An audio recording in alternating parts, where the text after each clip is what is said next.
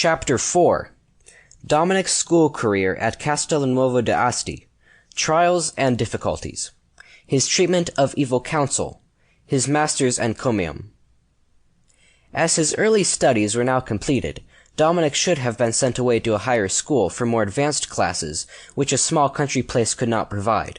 He was very desirous that this should be arranged, and his parents were greatly in favor of it, but their condition did not allow of the realization of such ambitious plans. Divine Providence, however, intended to provide the means so that the boy might attain the end appointed for him. Dominic had often said in his playful manner, "If I were a bird, I should like to fly every morning to Castelnuovo d'Asti, so as to go on with my studies." His eager desire to continue his studies made overcome all difficulties, and it was arranged that he should attend the municipal schools, although they were 2 miles away from his home. He had to walk there and back. He was not yet 10 years of age, and all the variations of weather, both for summer and winter, had to be put up with. But all difficulties were to be overcome.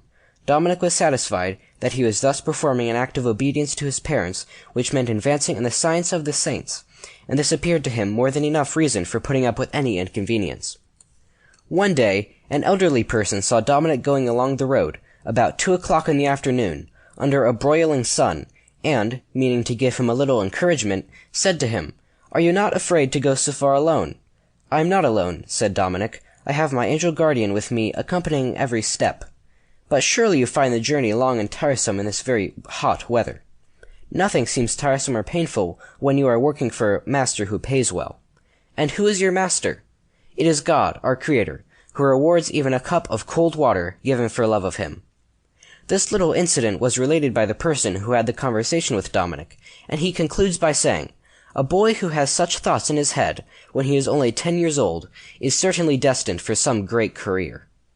At school, Dominic soon found how to distinguish between desirable companions and those whose influence was bad. If he noticed one who was diligent and respectful, who knew his lessons well and always worked hard, Dominic sought his companionship.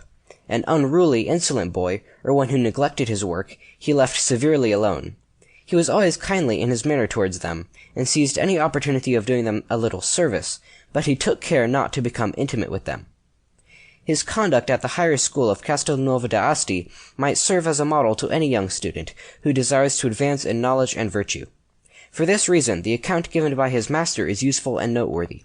He says, "I very willingly send you an account of Dominic Savio, because in a very short time he gained a high place in my estimation and affection, and because I still have a vivid recollection of his excellent behavior, his zeal in good works, and his many virtues. I cannot say much about the performance of his religious duties, for he attended the parish church of his own district, which was 2 or 3 miles from the school. For that reason, he did not belong to our confraternity, though he was just the sort of boy we should have been glad to admit. He came to this school as soon as his elementary course was over, beginning on the feast of St. Aloysius, June 21st, 1852. That was, in itself, a little extraordinary, for the great patron of young students found no more devoted follower than Dominic.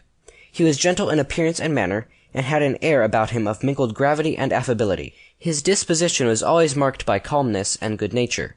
Both in school and out of it, his conduct was such as to produce a most agreeable impression, and for me to deal with him in the course of his schoolwork was like a reward for the many fatigues so often to be endured in the training of boys, who are often dull and not eager for lessons. Hence it may very well be said that he was Savio, wise, not only in name but in fact, in his studies, in piety, in conversation and his dealing with others, and in all his actions. From the day he entered the school to the end of that scholastic year, and during the 4 months of the next year that he spent with us, his progress in his studies was little short of phenomenal. He speedily gained the first place in his class, and the other honors of the school, and invariably got full marks for the subjects which were examined from time to time.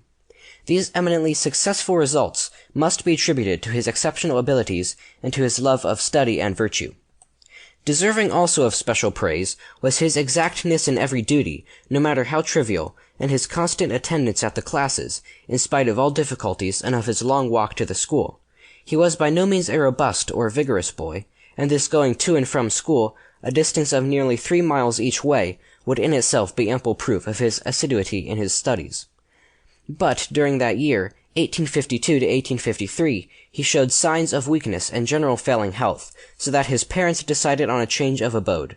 I was disappointed at losing so promising a pupil, to whom I had become attached, but I had expected to lose him, for I had seen that his delicate constitution was beginning to give way under this strain, and when I heard later on that he was going to the oratory at Turin, I was quite satisfied, as I knew he would there have the opportunity for the cultivation of his rare intellect and piety.